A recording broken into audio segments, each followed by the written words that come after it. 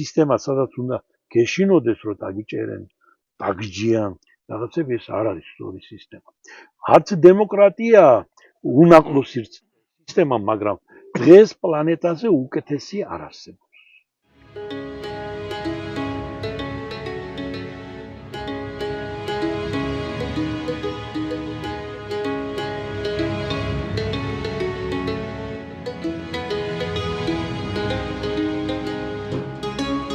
ჩემი ოთახი კაბინეტი არასოდეს არ მქონია. აქ უკვე მაქვს და ეს აგარაკი ფაქტობრივად არ არის. ჩემთვის ეს არის ლიტერატურული სახელოსნო. ეგ პატარა სახლია საბჭოთა პერიოდში, რომ ნება ჰქონდათ მარტო 50 კვადრატული უნდა ყოფილიყო საცხოვრებელი, აი ეს სახლია ეს ფაქტობრივად ეხლა რაც გარშემოა, ეს ხეები ცისომ და სალომემ და მე დავრგეთ. ხო და უფრო შევეცადეთ მარადმწვანე მცენარეები და როდესაც თეთრი თოვლი ეფინება აქაურობას და მწვანე და თეთრი, მოკლედ აი ამ ჩემი სახელოსნოს სიმბოლოა.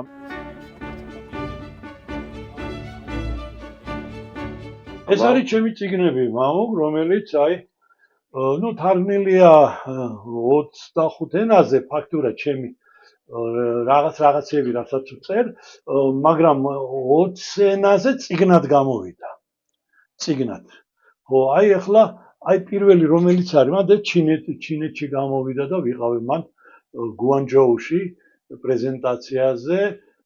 შემდეგ დაბლა ეს უკვე ამერიკაში გამოვიდა, ძალიან კარგი გამოცემა და ყველაზე დიდი ყურადღება მიიპყრო ამ გამოცემამ, იმიტომ რომ ძალიან დიდი რეკლამა გაუკეთეს. აი ზედა მეორეს არის სლოვაკეთი, მერე სომხეთი, ეს ნიდერლანდები, ხო, ეს არის აფხაზური ყვითელი. თან ვინც გამოსცა არჩიეს რომ ეს ყოფილიყო ჩემი ილუსტრაციით გაფორმებული ყდაც, ხო და ისე გააფორმეს. და ორ ნაწყვი ამთარგმნა და შესანიშნავი თარგმანია. და ეხლა მუშაობ წიგნზე, რომელზეც კარგი ხანია მუშაობ და პირობითად ქვია მირიანი ძე მზისა და მთვარისა. მე მქვია სახელი მეორე ჩემი პასპორტით შენიჭი რომ მე ვარ მირიან ოდიშარია. ეს შემარქვა მამაჩემმა. მამაჩემს ყავდა უფროსი ძმა მირიანი და ომში მეორე მსოფლიო ომში უზოგლოდ დაიკარგა და ეძებდა მთელ ცხოვრება მამაჩემი და მოულოდნელად აქ რო გადმოვედით პირველივე დღეს ვებულობ წერილს რომ ეს ვინ არის თქვენი და აღმოვაჩინეთ რომ ის თითქოს დაუხრეტიათ 1 აგვისტოს 1951 წლის და მისი ფოტოა მან.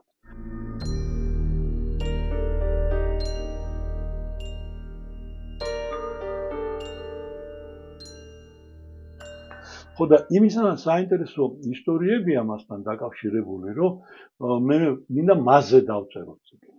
იმიტომ კი არა რომ პოლკოვნიკი იყო ახალგაზრდა და რაღაცა, ეს ყველაფერი აღინიშნება, მაგრამ იგივე ომისა და მშვიდობის ამბებზე იქნება, რომ უზარმაზარი ომი იყო მეორე მსოფლიო ომი და იქ მონაწილეობდა ჩემი სახელი და გვარის კაცი მირიანი და მე რაღაცნაირი კავშირსაც ვგრძნობ მასთან და ეს იქნება, ალბათ ულტრა თანამედროვე რომანი, სადაც ჩემი ცხოვრებაც იქნება პარალელურად, ჩემი მუშაობა სხვა ადგილას სხვა და მინისტრიც ვიყავი, კიდევ რედაქტორი, კიდე რაღაცა და ეხლა დღეს ბედნიერი ვარ, რომ ესე იგი ჩემს საქმიანობას ვეწევი, ეს არის ლიტერატურა.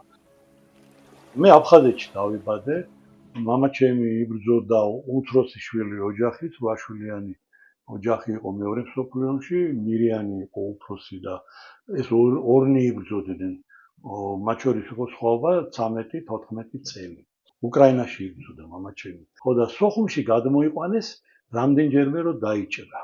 ჩვენი სახლი მქონდა სოხუმში, ბებიაჩემი და მამიდები იყვნენ იმ სახლში ცხოვრობდნენ და ამ დროს მე მამაჩემი როგორც სამხედრო კაცი ბაღდადში გაამწესეს 4-5 წლით.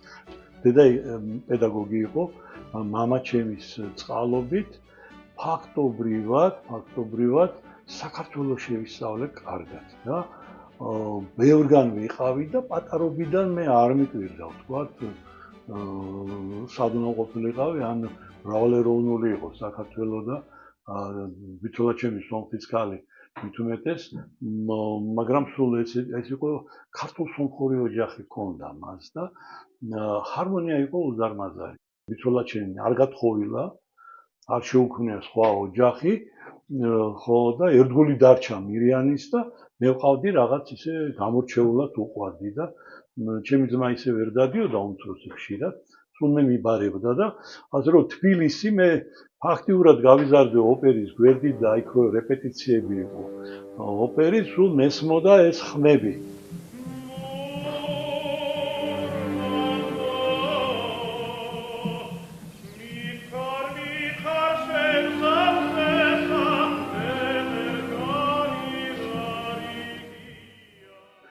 აი როგორ მიდის ოპერის რეპეტიცია და ხმას როგორ ავარჯიშებს მომღერალი ნუ იქვე იყო რუსთაველის თეატრი იქვე იყო კიდევ ოფიცერთა კლუბი კინოებს იქ უყურებდით იქ იყო კიდევ ნუ კინოთეატრები ყველგან ახლოს ჰქონდა და ასე რომ რუსთაველი არის ჩემთვის ძალიან მახლობელი და ლაღიძეში უფრო ხშირად დავდიოდი ვიდრე ვთქვათ კინოთეატრში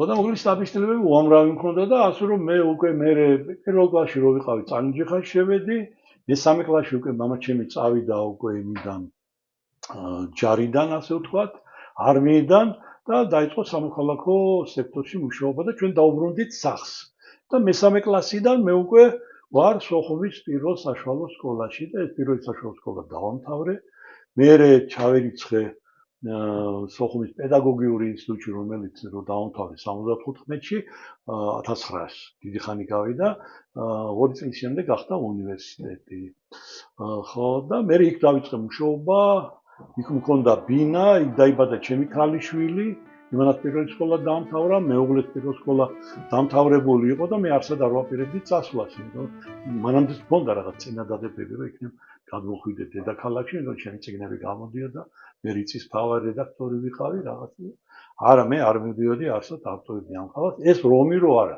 ომმა მოკლედ ომს ვერ მოვერიე თუ მოვერიე სხვებს და რაღაც მასტურ წინადადებებს დედაქალაქში იცხოვრებ ხო ომს ვერ მოვერიე და ნუ რა თქმა უნდა ერთი კაცი რას მოვერეოდი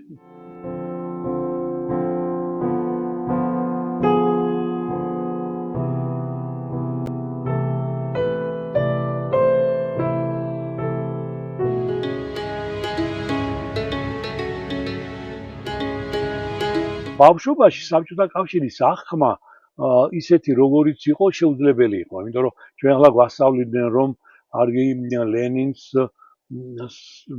წიგნებში ეწერა რომ ერთხელ ჩაი მოუტანეს და შაქარი არ ჩაყარა რატომ იმიტომ რომ ბავშვებს აკლიათ შაქარი და მე უშაქრო ჩაის დავლებ და ეს იყო ისეთი პრიმიტიული პროპაგანდა მაგრამ ახლა ბავშვობაში ამას ვერ ანალიზებ ახლა მეორე კლასში მესამე კლასში ამას ვერ ხედავ მაგრამ სტუდენტობის დროს უკვე ხედავ ამას და მით უმეტეს მე ისტორია ფილოლოგიის ფაკულტეტის სტუდენტი გავხდი სოხუმის პედინსტიტუტის და ძალიან კარგი პერიოდია დაკავშირებული ჩემი ეს ახალგაზრდობა უკვე სტუდენტი ხარ უკვე ძალიან ბევრ ადამიანს ხდები დამოუკიდებელი ხარ და ასე შემდეგ და ასე შემდეგ ჩვენ არ ვირჩევთ ქვეყანას სად უნდა დავიბადოთ როდის უნდა დავიბადოთ ვინ უნდა იყვნენ ჩვენი მამა დედა რა თქმა უნდა სტუდენტობის დროს უფრო გამჟღავნდა მეტი სირთულე ჩვენ ახლა მე ვიჯექი ხშირად ბიბლიოთეკაში არქივებში სოხუმის რაც იყო და ვეცნობოდი თუ რა იყო ეს საბჭოთა კავშირი აქაც მაგრამ მე კიდევ სხვა მაგალითების პირადად როგორ შევხვდით მე და საბჭოთა კავშირი ერთმანეთს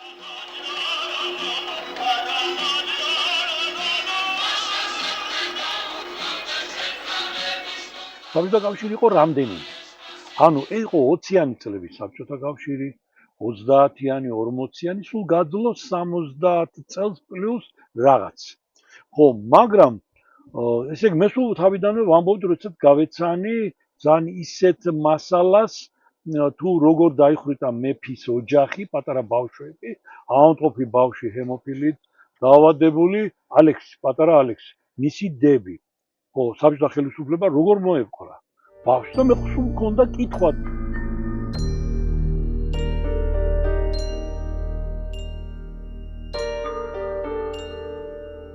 ეს იყო რაღაც ის ბარბაროსობა, რომელსაც მე წავაწყდი და რომელიც მაინტერესებდა, სულ რატო უნდა იყოს ასე.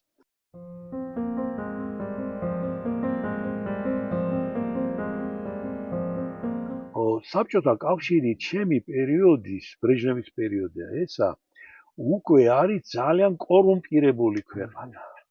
აქ არის მეკვდამეობა, აქ არის დანაშაული უამრავი და საბჭოთა კავშირი არის უდიდესი სიყალბის ქვეყანა, რომელიც გეუბნება, ვთქვათ, მოსკოვის ცენტრალური ტელევიზიიდან, ვთქვათ, სადაც აჩვენებენ ყრილობებს, პლენუმებს, რომ ჩვენ ვართ დიადი ქვეყანა.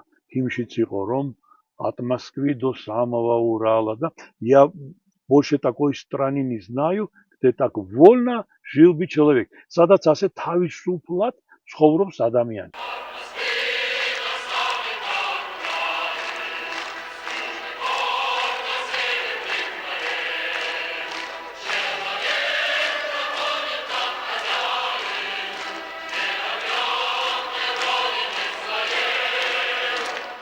ხოდა ასე თავისუფლად ცხოვრობს ადამიანი, ეს უკვე რა თქმა უნდა, მე უკვე ახალ პირველ კურსზე დიდი ეჭვის ქვეშ დავაყენე და ამას როგორც ასე დისიდენტური განწყობები მქონდა.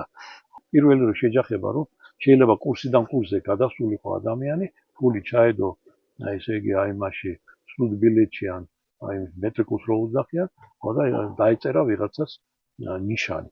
და ეს იყო და იყო ყველასფერო იყო ასე გაჟღენთილი, ვთქვათ, ავტოინსპექტორი რომელიც გზაში იდგა, კი ამაზე ნიანგი ხუმრობდა, ვთქვათ, სატირული ჟურნალი, კიდე სხვები იწერებოდა რაღაცა ესე კრიტიკული რაღაცები, მაგრამ სიტუაცია არ იცვლებოდა. ისინი იდგნენ და აკეთებდნენ ფულს. შეიძლება ვიღაც მოეხსნა და მე ამ პირამიდა ყვებავდა უკვე ვინც ზემოთ იყოს სულ. ხო, ამ პირამიდის თავზე და ეს შესანიშნავი შესაკრებელი აღმოჩნდა ფულის. ხა ჩვენ გქონდა ისეთ უმაღლეს სასწავლებლები, სადაც იყო თავისი ტარიფები. ან უნდა ყოფილიყო, ცეკას მდივნის ან განყოფილების გამგის შვილი, რომ ჩარიცხულიყო იმ უმაღლეს სასწავლებლებში, არც ამათი პერსონიფიცირება მიდა უმაღლეს სასწავლებლების, ჩვენ ეს ყველა კარგად ვიცით. ხო, ან დიდი ფული იყო საჭირო ამისთვის. როდესაც დავამთავრე ისტორიო-ფილოლოგიის ფაკულტეტი, 2 წელი ვიყავ მუშევარი. იმიტომ რომ არ იყო ადგილები რაღაც, თანამშრომლობდი ერთ გაზეთთან, მეორე გაზეთთან რაღაც, აი მინდოდა რომ აი ჟურნალისტიკაში მეცადა ბედი, სკოლებში ეგ ადგილები არ იყო შორს სოფელში და იქ უკვე მე ოჯახი მყავდა და იქ ვერ ვიცხოვრებდი. ხო და თქვა და ვიღაცას აიყვანდნენ ისეთ რომ ვინ ეს ზევიდან დარეკეს. ისე რომ კაცი ნიჭიერია და კაი ჟურნალისტია და რაღაც არა. საერთოდ არა, მაგრამ ვიღაცას აიყვანდნენ, ზევიდან ვიღაცას უნდა დაერეკა.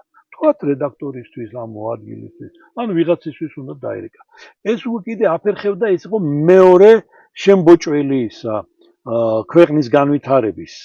უკვე ნიჭიერი განზერჩებოდა და უნიჭო, რადგანაც მას პატრონი ყავდა, ის მიდიოდა წინ და წინ. ან კათედრაზე რჩებოდა, ხდებოდა ჯერ კანდიდატი, მერე დოქტორი და მერე პროფესორიც ხდებოდა და ამას რა თქმა უნდა ყველა სხვადასხვანაირად აფიქსირებდა, მაგრამ ძალიან საინტერესოდ აფიქსირებდა ყოველთვის ლიტერატურა, კინო ხელოვნება, თვითონ ხელოვნება, იმიტომ რომ პირდაპირ ამის თქმა ძნელი და ესეთი იყო, იმიტომ რომ აუცილებლად იქ ცენზურა, მეორე, მესამე შენ დაგიმახსოვრებენ, შენი საქმე კეკებეში დევს და ასე შემდეგ და ასე შემდეგ და ამიტომ ჩვენ სტრიქონებს შორის ვკითხულობდით ამას. როდესაც თქვა და თეთრ ბაირაღებში სამართალს ადამიანი ეძებს ამ კანონიერ ქურდებში და ციხეში, ესეც რა თქმა უნდა ქვეყნის დაღუპვა და ვერ გაძლებს ეს ქვეყანა დიდხანს და მე როგორც თავიდან გითხარით, რომ დახვრით ეს ბავშვები მეფის რომანოვები, ხო? მე ვამბობდი ამას ხმამაღლა ლექტორებსაც ვეუბნებოდი, რომ სიზღლზე დაშენებული ქვეყანა დიდხანს ვერ იარსებებს. მე ეს მჯეროდა და ნუ მაგათ შემოხვდა. ამოდენა უზარმაზარმა ქვეყანამ, ესე 70 წელზე მეტი უნდა გადაძლოს, როდესაც მართვა არის სწორი.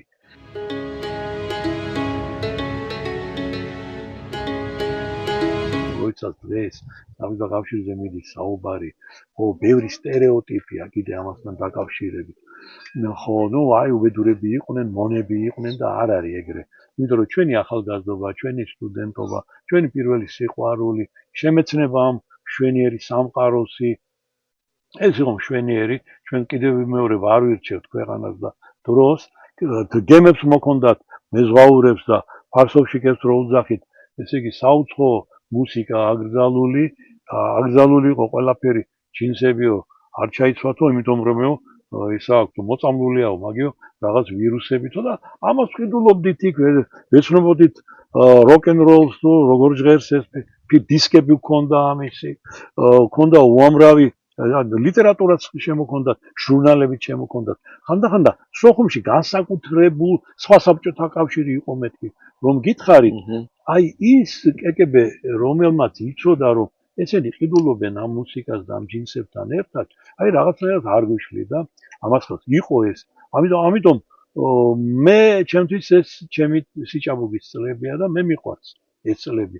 ის ადამიანები, რომლებმაც ეს წლები წესიერი ცხოვრებით გაიარეს, საშუალებას ჰქონდათ და არ აკეთებდნენ იმ ფულს, რასაც ძალიან ბევრი დახარბებული იყო.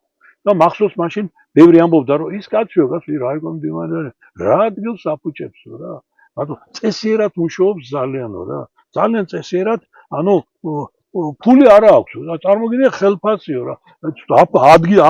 აფუჭებს ადგილს და ეხლა ასეთ საზოგადოებასთან კიდევ ჩემი ცოტა სენსიტიურად ვიყავი, მე თქვა და მინახავს სუფრები იყო, ეჭირის სუფრა, ქორწილის სუფრა, სეფას რო ვუძახი, შეფა იგივე, ხო, როდესაც ფულიანი კაცი მოვიდა და გადაიწხრებოდა მთელი სუფრა და ჩვენ ბატონო და შენი ჭირიმე და რაღაცები ასეთ რაღაც, და მოდიოდა ის წესიერი კაცი იმას არ აცებდა ყურადღება. საბჭოთა კავშირი იყო რაღაც აი სუფრების ქვეყანა, რატო? იმიტომ რომ მანდ იყო 9-დან 6 საათამდე მუშაობა, აი რაც ხელფასი ჰქონდა იმაზე მეტი ეხლა რა უნდა გემუშავა, ვერ იმუშავებდი, თუ იყავი, დაუშვათ ჰონორარს თუ გაძლევდნენ კი ბატონო, თუ ლექტორი იყავი და ლექციას კითხულობდი, ის ნებადართული იყო. ამის პარალელურად, მაგრამ ორ ადგილას ვერავინ ვერ იმუშავებდა. ამიტომ დრო ჰქონდა ბევრი ხალხი.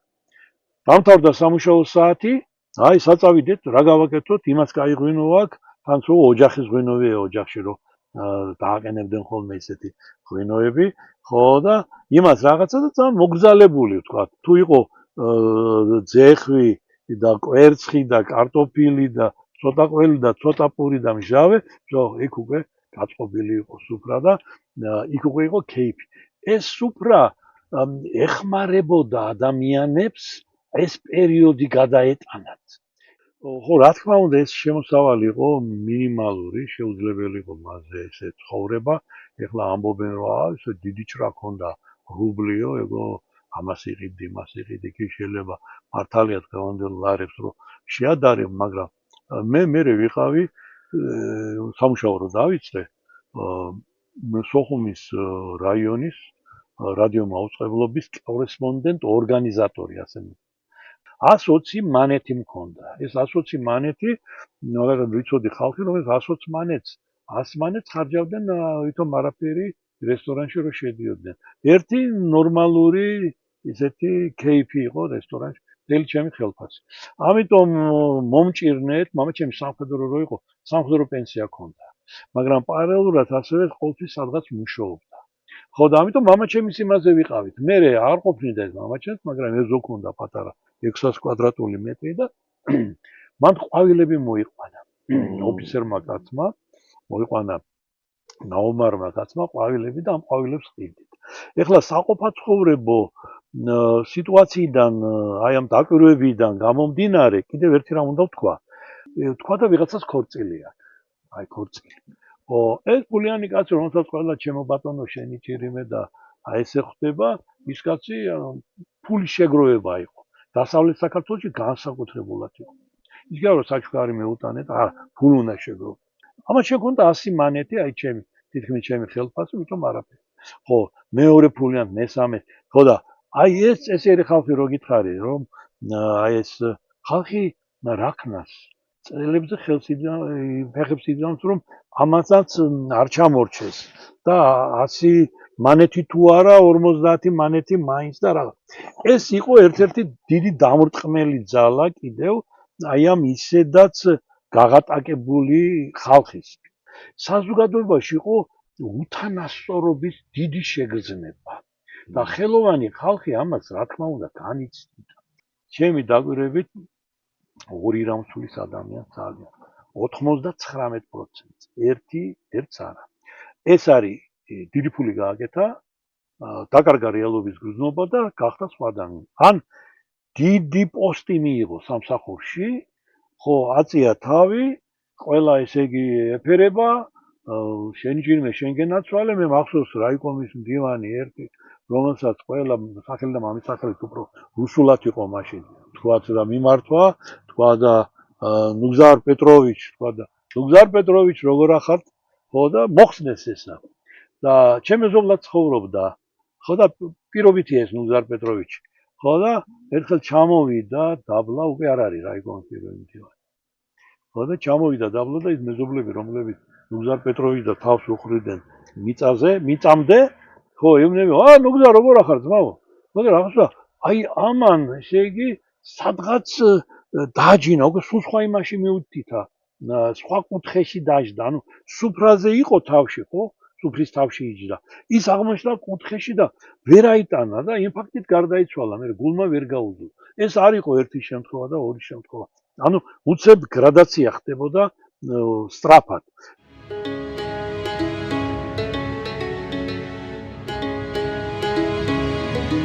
საბჭოთა კავშირი უკვე ასე ვთქვათ ჭრიალებდა ესე იგი მახინა დიდი რაღაც გიგანტი, უკვე არ შეიძლებოდა ამდენი სიყალბის უკვე იშლებოდა იმ სიყალბით, კორუფციით, აი ყველაფერთან ერთად და ხო აქ უკვე ახალი გასაჭირი მოვიდა, ახალი პრობლემები, იმიტომ რომ ნუ უკვე ჯერ ერთ-ერთი კონფლიქტები დაიწყო და კავკასია ძალიან ესეთი ამ კონფლიქტების მიმართ ძალიან ფეთქებად საშიში ზონაა.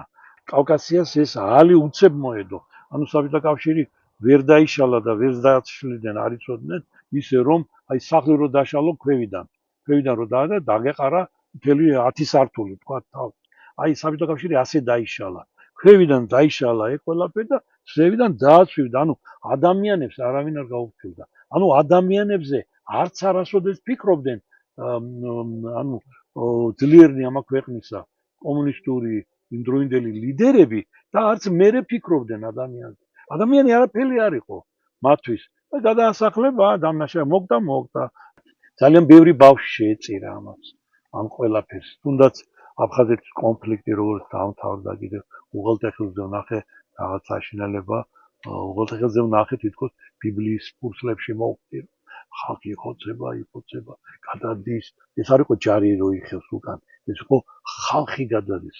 მოხუცი, ცალფეხა ბიჭი, პატარა ბავშვით, მეზუძური ბავშვით, დედა, ქალები, ბავშვები, აი ყველა ერთად მოდის. ასე დავემშვიდობეთ ჩვენ უღელტეხილზე საბჭოთა სოციალისტური რესპუბლიკების კავშირს.